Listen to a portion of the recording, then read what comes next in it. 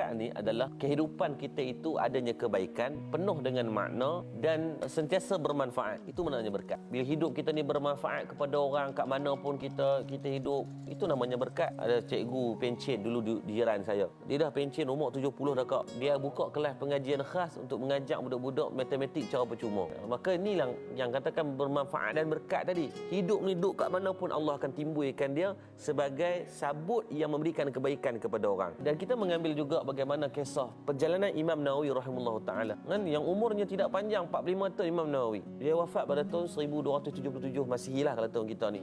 Ini 800 tahun yang lepas. Tapi apa yang berlaku adalah walaupun umurnya tidak panjang, even menikah pun tak dan kak. Imam Nawawi ni sampai dia kata aku takut untuk bernikah kerana aku takut aku menzalimi hak isteri aku, tidak boleh memberikan kasih sayang kerana kecintaan aku kepada ilmu terlalu tinggi. Maka sebab tu Imam Nawawi ni walaupun dia wafat 1000 tahun yang lepas, tapi dalam kewafatan dia itu dia meninggalkan banyak mana naskah-naskah kebaikan. Itu berkah hidup dia. Umur 45 tahun tapi sampai 1000 tahun orang masih sebut lagi. Kitab Riyadhus Salihin, kan? Kitab Matan Arba'in, Kitab Bustanul Arifin, Kitab Al-Azkar yang menjadi satu amalan kepada kita tentang doa-doa, zikir-zikir yang dihimpunkan di dalam Kitab Al-Azkar tadi. Itulah berkah.